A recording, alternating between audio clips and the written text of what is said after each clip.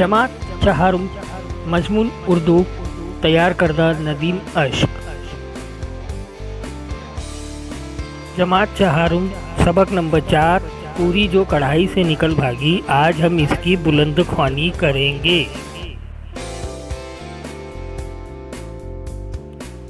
किसी गांव में एक किसान अपनी बीवी के साथ रहता था। किसान का नाम था मनसा और उसकी बीवी का नाम गुड़िया। मनसा के पास रुपया पैसा अच्छा खासा था, मगर घर में काम करने वाले आदमी कम थे। उसे हमेशा दूसरों से मजदूरी पर काम लेना पड़ता था। बैसाख का महीना था। मनसा के खेतों में गेहूं की फसल खूब हुई थी और खेत भी कट चुके थे। अब बालियों से दाने निकलने बाकी थे। सब किसान अपने अपने काम में लगे थे। मनसा ने बेहतरा चाहा कि कोई मजदूर मिले, मगर ना मिला। इधर आसमान पर एक दिन से बादल आने लगे थे और डर था कि कहीं पानी पड़ गया तो सब दाने खराब हो जाएंगे। एक दिन मनसा मुश्किल से 5 आदमियों को फुसलाकर लाया। घर में आकर बीवी से कहा कि ये लोग आज काम को आए हैं, दोपहर को इन्हें पूरियाँ खिलाना। कोई 11 बजे बीवी ने चूल्हे पर कढ़ाई चढ़ाई। कढ़ाई में तेल डाला। बेलन से बेल कर कढ़ाई में पूरियाँ डालनी शुरू की। कुछ पूरियाँ पक गई तो बावर्ची खाने में किसान का बेटा बद्दू जाने कहाँ से आ गया। नाक से बराबर सुड़ करता जाता था। माँ ने हाथ पकड़कर खींचा और नाक पोंछी। कढ़ाई में जो पूरी पड़ी थी वो इतनी देर में जलने लगी। उसे बुरा लगा कि बद्दू की माँ ने उसका ख्याल ना किया। पूरी झट से कढ़ाई में से कूद कर भाग खड़ी हुई कि तुम बुद्धू की नाक पोंछो, मैं तो जाती हूँ। बुद्धू की माँ ने बहुत चाहा कि उसे पकड़े, मगर वो कहाँ हाथ आती। घर से निकलकर खेत की तरफ भागी। रास्ते में मनसा और उसके दोस्तों के पास से गुजरी।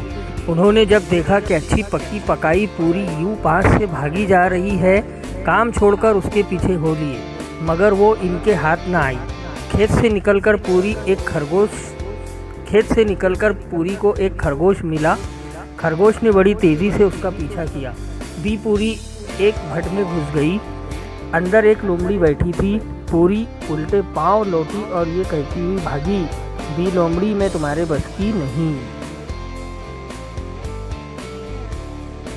लोमड़ी ने कहा, ठहरो तो, तेरी शेखी का मज़ा तुझे चखाती हूँ। वो पीछे लपकी, मगर पूरी बड़ी चालाक। उसने झट से एक किसान के मकान का रुख किया। किसान के मकान के करीब एक भूखी कुतिया और उसके 5 बच्चे इधर उधर फिर रहे थे। उन्होंने इरादा किया कि इस पूरी को चट कर ले। पूरी ने कहा, अजीबी लप मैं तुम्हारे बस की भी नहीं। कुतिया बड़ी होशियार थी। आगे मुंह बढ़ाकर कहने लगी, बी पूरी क्या कहती हो, मैं ज़रा ऊंचा सुनती हूँ।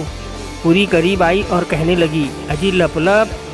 इतना ही कहने पाई थी कि कुतिया ने मुंह मारा, हप, और आधी पूरी उसके मुंह में आ गई। आधी पूरी जो बची थी वो तेज़ी से भागी और आगे जाकर ना मालूम किस तरह ज़मीन के अंदर घुस गई। कुतिया और उसके बच्चों ने सारी उम्र उस आधी पूरी को ढूंढा, मगर वो ना मिली। अभी तक सारे कुत्ते उसी आधी पूरी की तलाश में हर वक्त ज़मीन सूंघते फिरते हैं कि कहीं उसका पता चले तो निकाले। उसने हमारी दादी अम्मा को धोखा दिया था, मगर उस आधी पूरी का कहीं पता नहीं चलता।